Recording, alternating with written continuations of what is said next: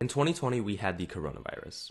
The Federal Reserve, which is the central bank here in the United States, printed out trillions of dollars and lowered the interest rates.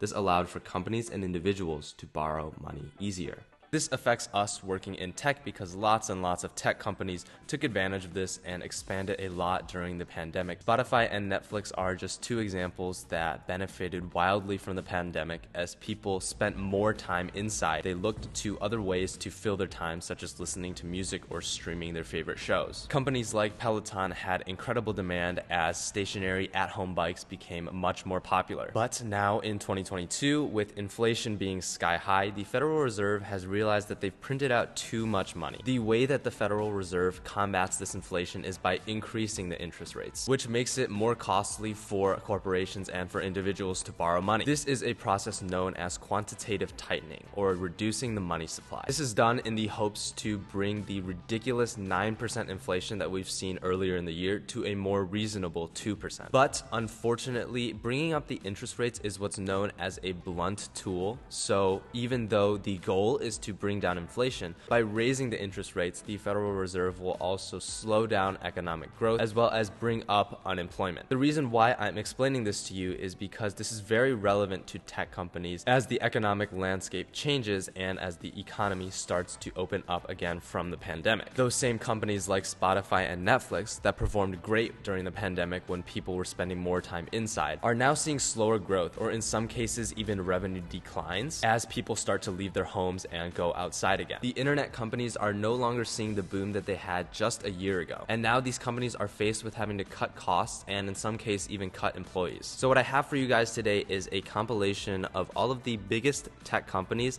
that have laid off or stopped hiring as much. And a lot of this data is taken directly from this Yahoo News article, so if you're interested, please go ahead, take a look. So the first company in this list that announced anything to do with layoffs or hiring freezes is Peloton, and that's because they were in a pretty bad situation financially towards the end of the pandemic. They made a couple wrong adjustments with their demand, and because of that, in February, they announced layoffs of 2,800 jobs out of the only 8,600 total jobs that they had, so almost a 1/3 cut in employees. The second company that announced is DoorDash, and they announced layoffs in April of about 10 to 15% of their workforce. Again, DoorDash was one of the companies that benefited the most from the pandemic. As people stayed inside, this became such an easy way to get food quickly and hassle-free. But as people started going outside again, DoorDash was used less. The third company was Twitter, and they announced in May both a hiring freeze as well as layoffs, and they rescinded a lot of their incoming full-time job offers. One of the people that I went to high school with actually had his job offer rescinded just a few weeks before he started, which was really, really unfortunate. That fourth company that made a similar announcement was Microsoft, and they announced in May just slower hiring throughout the rest of 2022, primarily for groups dealing with cloud and I believe IoT. And this was the first mega cap company that went through this type of announcement. Before, it was just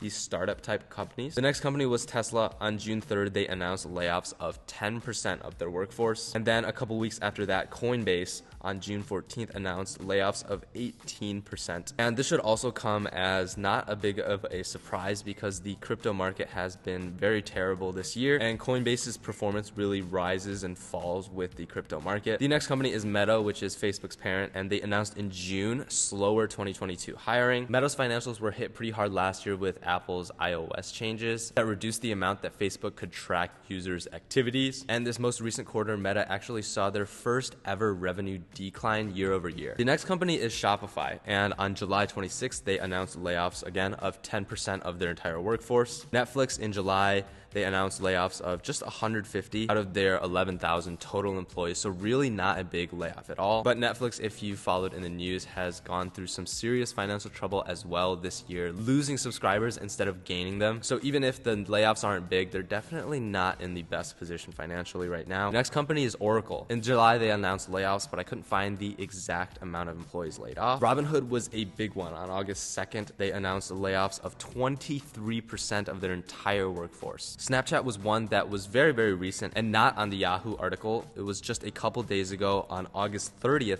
they announced layoffs of 20% of their workforce. workforce. So 1 in every 5 employees had to go. And some of the companies where the layoffs listed did not have dates associated were Lyft, announced 60 layoffs and a shutdown of their first-party rental business. Apple, that didn't announce layoffs but did announce a hiring freeze. Google as well announced slower hiring, I believe earlier on in the year, so not as recent as the other ones. Spotify as well with their slower hiring. The real estate company Redfin announcing layoffs of 8% of their workforce. Nvidia, slower hiring as well. So yeah, these are the biggest companies that announced layoffs or hiring freezes in 2022. Of course, there are many companies that were hit even harder than these huge companies, but I included what I thought were the most important companies on the list. So now for the more important question, what does all of this mean for us who are recruiting? Well, clearly it's not good news. The past couple recruiting cycles, tech companies were performing amazingly and jobs were being handed out left and right. Now that the economy is slowing down, the hiring of these companies has come back down to earth and these companies can't give out offers like crazy anymore. The hiring bar for these companies will probably be much higher than in prior years, with fewer interns and fewer full-times being hired. And honestly, it kind of sucks that this is the case. If you're a student like me, it's really unfortunate because you have no control, obviously, over how well the economy does, but it plays a large factor in how good of a job you get after college. But hey,